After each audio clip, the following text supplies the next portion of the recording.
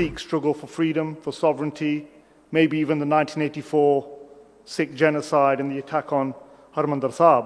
But take what you read with some caution, because there has been 40 years of demonization by the state to suppress which are legitimate rights of a nation. Sikhs are a nation. We have our distinct language, we have our distinct history, we have our own culture, we have our own religion.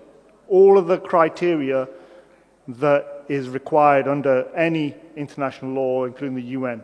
So you will find items where Sikhs have been called terrorists, or organizations have been banned using or abusing terror laws.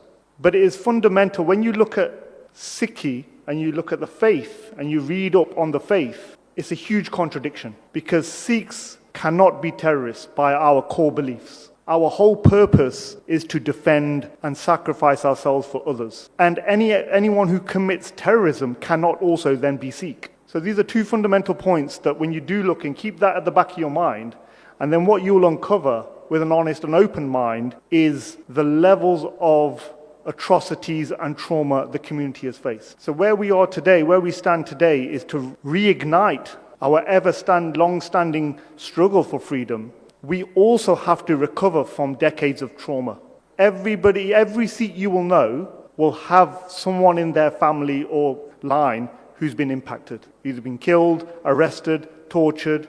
That's how deep it runs. So not only are we recovering from those atrocities, we are fighting for a political space to even talk about it.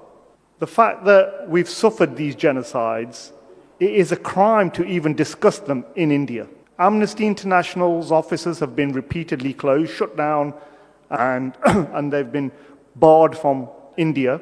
They have never been allowed into Punjab.